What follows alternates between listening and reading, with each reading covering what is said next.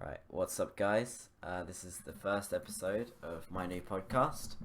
I think I'm gonna call it uh, the Cuba in Focus or something along those lines. Basically, every week I'll grab one of my friends who will be a co-host, and we'll start off by finding UK Cubas to talk about. Eventually, we might spread out to uh, Cubers from all over the world, and then we will look into their profile, their YouTube, any social medias. Basically, just stalk them and talk about how good they are.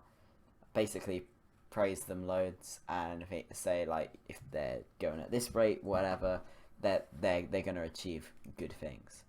So that's what the podcast is about. This week, my co-host is James Golding. Hello, alright. What year did you start cubing, James? Cubing or speed cubing? Oh, well, yeah, both of them. See, Well, I first learned to solve in 2007, got a cube for my 11th 2007. birthday. Solved it 4 days later, and then sort of accidentally stopped doing it for about, how long would that be? 9 years, and then 9 picked it up years. again in 2016. What was your first competition then? London Open 2017. I didn't go to any Yes. comps in 2016 because I lived abroad for a while. Oh, you lived in Malta, Uh, right? Yeah. that's right. So, Yeah, and it just happens that while I was already on a visit, I noticed that there was a comp in London, so I was like, yeah, why not? I'll do that. yeah, that was a And pretty good comp, that one. We had it was, yeah. lots of world-class cubers because it was a week before Worlds 2017 in Paris. So, Yes, it was a very good comp, yeah. your main events are what? Big cubes? 6x6 and 7x7? Yeah, 6 and 7, mainly 6 now. I don't do 7 Yeah. as much, but I do it as a decent amount. I did a 2-3-7 relay earlier today and got a PB, so that's nice. Yeah, so James is big in our main group in the UK, hangs out with us a lot. Yeah, so that's James. So, this week we're going to be looking into one of my favourite new cubers in the UK, which is James Alonso. You can find him as Jamie Cuber on YouTube. You should definitely subscribe to him.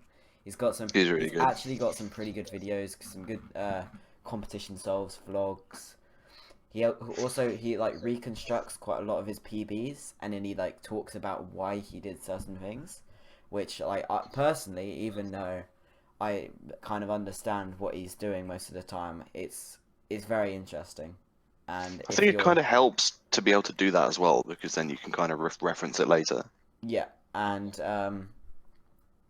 I reckon most people could definitely learn a thing or two from this kid. Um, Yeah, for sure. he's only 10 years old, and he's been cubing for uh, less than 2 years. So Yeah, it's a 2018 2018 ID, already. so I don't yeah. know how long he cubed before he went to his first competition, but I don't think it was that long. So considering he's 10 years old, he's been cubing for 2 years, he's insanely good. So if we just pop over to his WCA profile, his first competition was ABHC 2018. Back when it was called August Bank Holiday Competition. Yes, when Those are the they're days. allowed to use competition in the name before Wickwhack decided to get all iffy about that. I think it was Cat actually. Oh yeah, Wickcat, whatever. Yeah. So that was his first competition, and he competed in 2 rounds of 3x3, got 21 average in the first round with a 16 single, and a 19 average in the second round with a 17 single. That's mental. I've never really looked at his profile before, but he went from a 19 average to an 11 average in 1 year. No, a 10 average in one. Yeah, No, 9. He had a 9. 9. My So that goodness. was obviously that was in August of 2018, and by February the next year, he managed to get a 12.2 average and a 9.8 single at Fontwell Open. So Yeah. what's that? That's 6 months, right? So half a year. He managed to drop his average by 7.4. 9. Yeah, 7 seconds. No. Oh, you got 19. Yes, you're right. Yeah, 7 seconds. Which Yeah. is pretty nuts. I think I got my first sub 20 average at. Oh, I was probably similar actually. Got my first sub 20 in March of 2015, and then my first sub 13 in December. So that's still pretty darn fast. Yeah, but it's not as fast. And also considering he went from that to sub 10 in. Yes. So then. I mean, I'm jumping ahead of you here, you're but jumping ahead. So that was at Fontwell. He managed to get a 12 average and a 9 single. So I think the 9 singles on his YouTube. You should go check that out. Then he went to High Wycombe, which was in June. I didn't attend this competition. June, yeah. But I did. At this competition, he got a 9.05 single and a 9.96 average. So sub 10 average at his third competition. And it's really consistent as well. The counting times are 10.16, 10.59, 9.12. That's really consistent. Yeah, that's pretty solid. I think that's the second fastest person in the UK to get a sub 10 average. Mok Chung got it at his first competition. But third competition, as far as I know, I asked Sam for stats, but he couldn't get them because his server wasn't up. As far as I know, I don't know of anybody who got sub 10 faster than Mark Chung and James Alonso. So in that round, which was the semi-finals of the third round out of 4, he placed second. I judged one of those solves. I think it was the third one. Competition.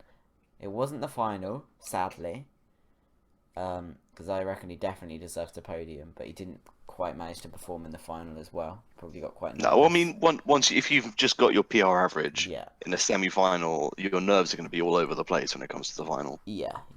He's lucky it wasn't head-to-head. He would have been the...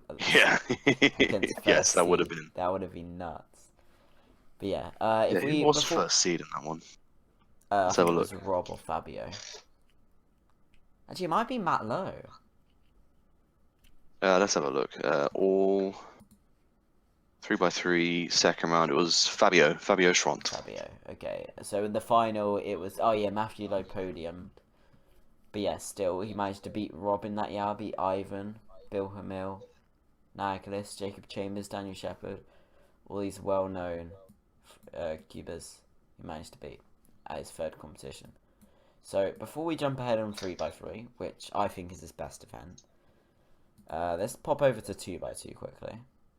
So he didn't compete in 2x2 his first competition. Got a 4 average at Fontwell. But then in the first round of High Wycombe, he got a 3.1 average with a 2.3 single, which placed him 4th in that round. Again, pretty nuts. He then didn't break any PBs at ABHC. Placed 8th in the final. Then at Guildford, in the first round, he got a 3.01 average with a counting 3.96 as well. And a 2.06 single. And then managed to come 3rd in the final, which is his first podium at his 5th competition. 4th with a 2x2. With a 2.79 average of 5. And I did awful because those scrambles, I don't know any EG. He knows EG1. There's a good video on his channel about it. But again, it's kind of a testament because Fontwell 19 was in February and Guildford was only last weekend, and we're now in January. So that's 11 months. And he's dropped his average by like 2 seconds. Yeah, for a 2x2, it's just under 2 seconds, which is really good. It's really easy to average 4, but to get from 4 to 2, that's a lot of work.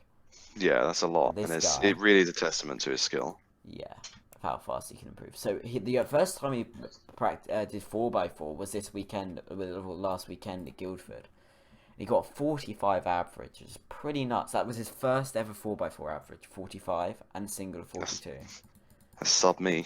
That's sub you. I probably did. Not by a lot. 40 4x4 averages before I got that fast.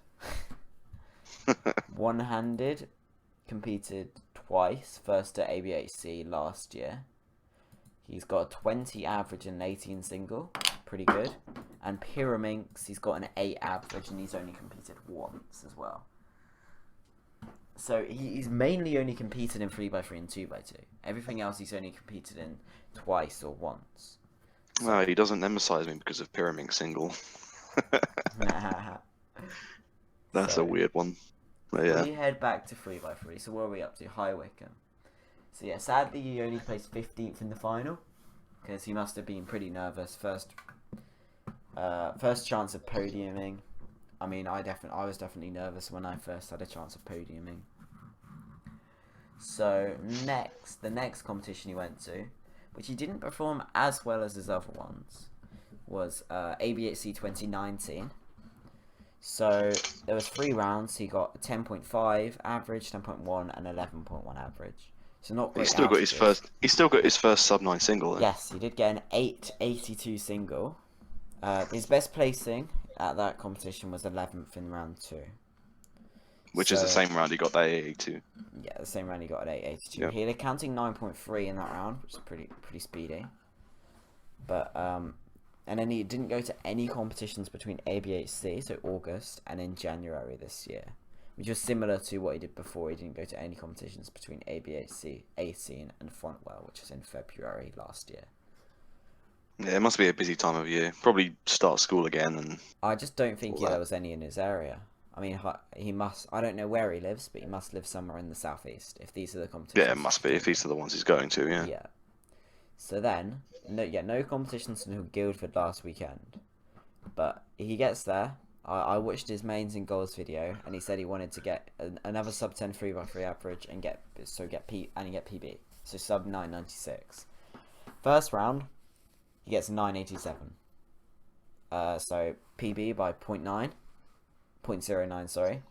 And that had a counting 10.7 as well. So, yeah.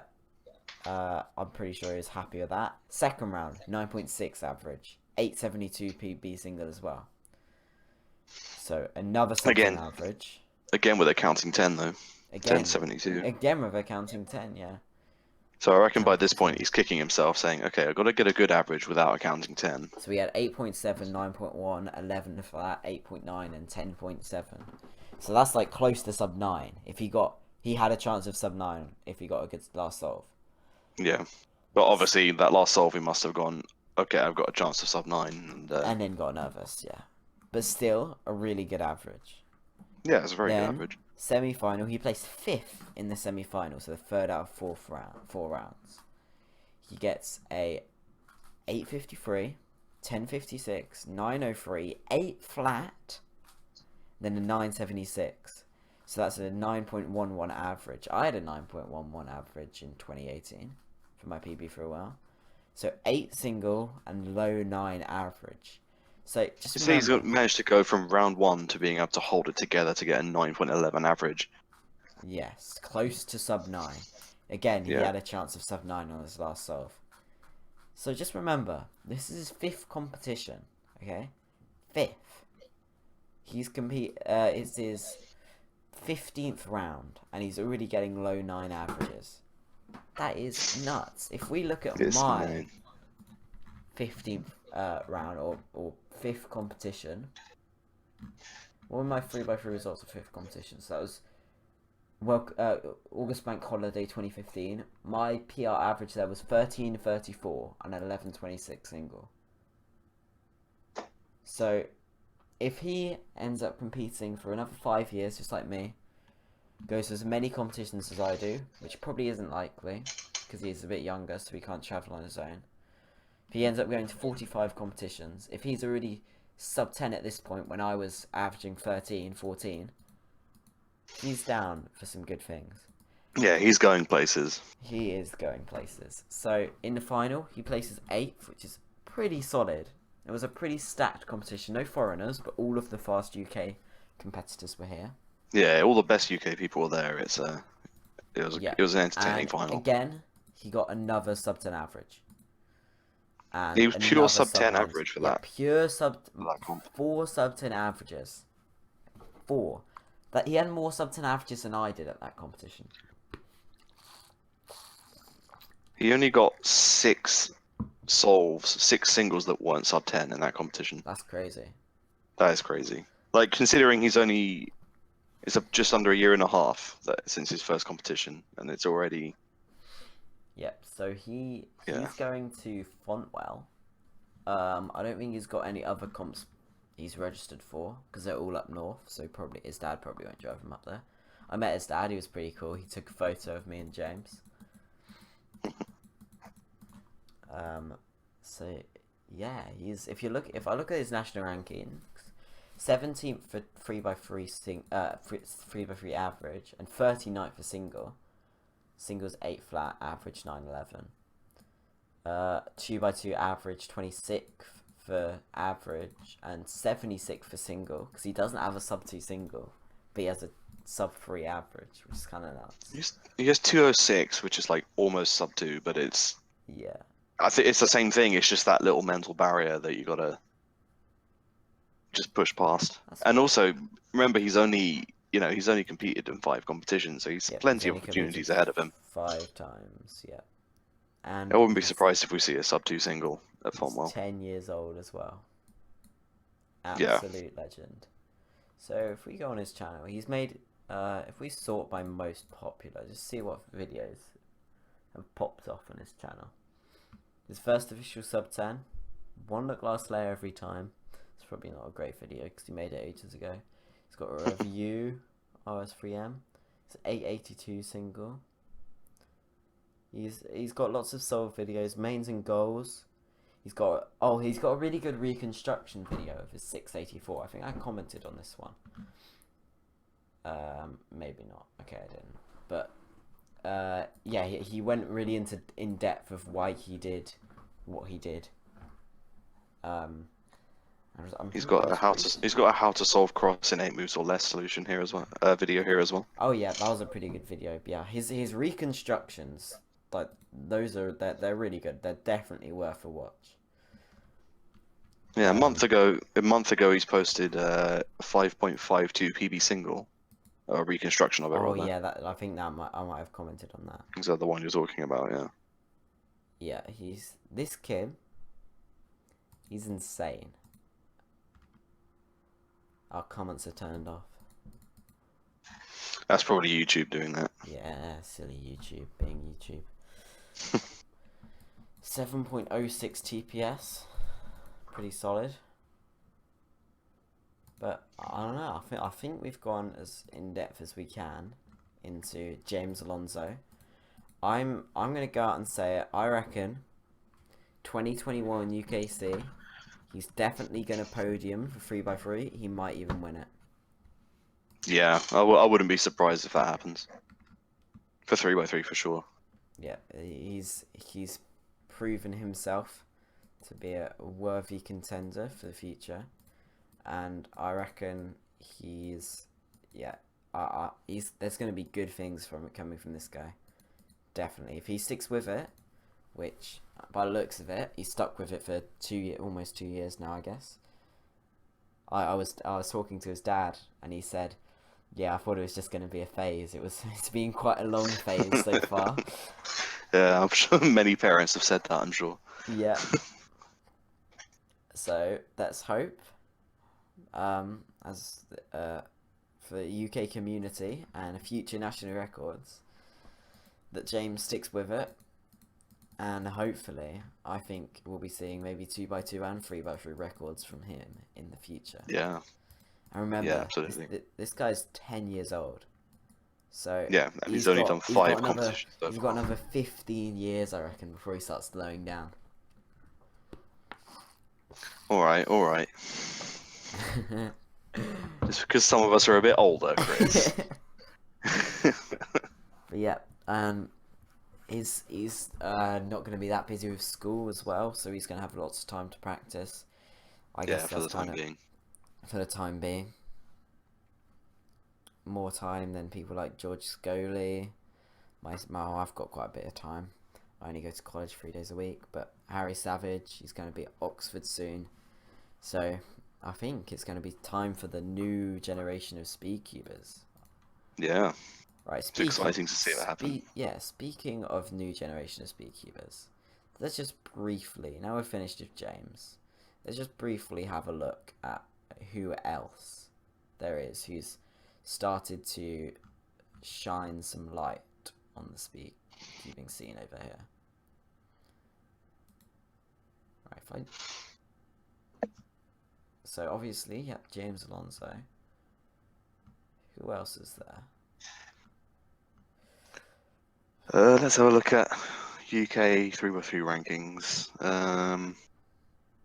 Who else has popped up? popped out of nowhere recently.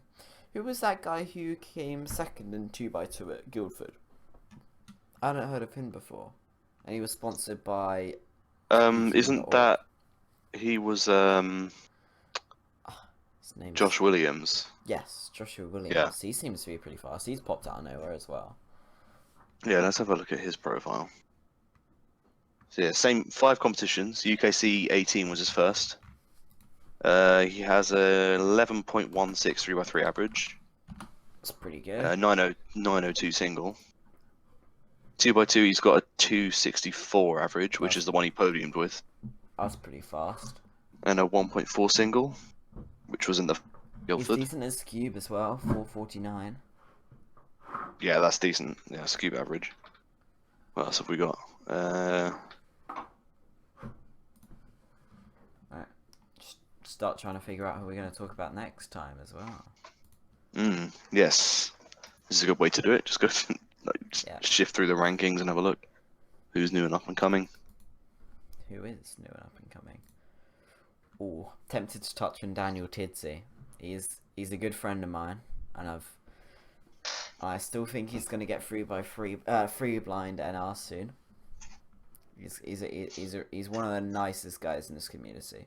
Now that sub 20 barrier is broken, I reckon he has a come and snipe it. Yeah.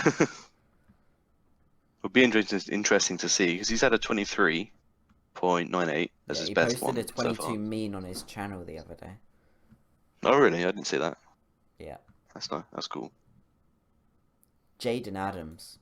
Here you go. Is another guy. 2018 ID. 10.4 3x3 average, 8.2 single. 1.2 2x2 single, 3.0 average. Pretty good at one-handed, got 13 single. Megaminx, I think is his main event. He's got sub 1 average, sub 50 single. Might touch on him after he's shown himself a bit more at competitions. Yeah, I mean, I know he practiced. Yeah. He posts in Discord about it quite a lot, so. Yeah, I can imagine he'll go places with that. Yes, and I'm pretty sure he global sub 10 on 3x3 as well, so I wouldn't be surprised if we saw a sub 10 average from him at the next competition he's attending, which I don't know what it is. I don't know. There's not a nice, easy way to find out from someone's profile. Yeah, I wish it would show who's registered for what. That would we can look very handy. We can look at the registration list for Fonwell, I suppose. Let's have a look at that quickly. Do I see him on there? Oh, here's another one. Robert Alden. He's 2019 ID. He has an 11 average, 3x3. He's got a 230 average and a 330 average for 6x6 and 7x7 respectively, which is ridiculous. This guy's been competing for a year. His first competition was British Summer Open. He's already faster than you. I can't find where he is. What's his 3x3 ranking? I'm trying to scroll down the page to find him. Bottom, like 90th, 80th. Yeah, there he is. Roger, found him. He's definitely one of the new keepers to keep an eye out for. And another one who's quite known now in this community since he's got Clock NR, is obviously Jacob Chambers. He popped up 2018. People knew him for practicing lots of Clock, and then after lots of competitions of getting nervous and not quite performing as well as he'd like to, he got, 5.75 average. 5.75 average, which is top 20 in the world, or was at the time? It's currently WR16. It's sixth in Europe, which is why on the Euros competitor list he has the big bold letters. Big bold letters. I wish I had those. Well, then just get good, and maybe you will. My aim is next Worlds. I want to have the big bold letters. That's what it's all about, really. Don't worry about winning it. Just have people expect you to win it. So I reckon next week. I'm not quite sure yet. I don't know if it will be next week. It might be in a fortnight or so. But I think I might look into maybe Daniel Tidsey or probably not Robert Alvin yet. He hasn't really I mean, he's achieved a lot, but nothing really that notable, like a sub 10 average or anything. I think with Robert Alden, what you want to do is wait for his next comp and then maybe have a look. Yeah, because you see what you don't know what he's going to pump out at the next competition, so it could be something amazing. It could be, yeah. We have no. He's not going to Fontwell by the looks of it. I can't see. No, I can't see him on there. But he's probably going to one of the upcoming ones. Yeah, not going to Fontwell. Robert Reed and Robert Yao is, but not Robert Alden. So I think that's it for this episode. Thank you for joining me, James. Yeah, no worries, mate. Good to have you. Yeah. Might have James on here again. Or I want to try and rotate it with different people, just so you guys can get to know lots of different people who maybe I wouldn't talk about on the podcast, but I'd like to talk with about the podcast. So, as I said, I'm not quite sure how often we're going to do this. I'll try and do it weekly. If not, bi-weekly, or probably not monthly. Can I just interject? Yes, you may. Robert Alden is going to Manchester. Manchester. Which is in March. Yep, that's good to see him there. Are you going to Manchester, James? I'm registered. I registered just in case I'm able to, but I might have to put up, but we'll see. Yeah, I think I'm going to make it, but I'm not 100% sure because it is quite far and my parents don't really want to go, so I have to talk to James Malloy if I can get a lift or not. Yeah, I mean, it's the same with me. It just depends on work. I mean, if I'm yeah. Right, I managed to stop the recording before I said bye, so here it is. Thank you for watching listening, actually. Thank you for listening to the first episode of The Cuba in Focus. And let me know what you thought about this, who you'd like to see next, who you'd like the co-host to be, if there's anybody you want me to talk to or talk with, and just generally what you thought about the episode. So yeah, thanks for listening to this, and I'll hopefully talk to you next week. See ya.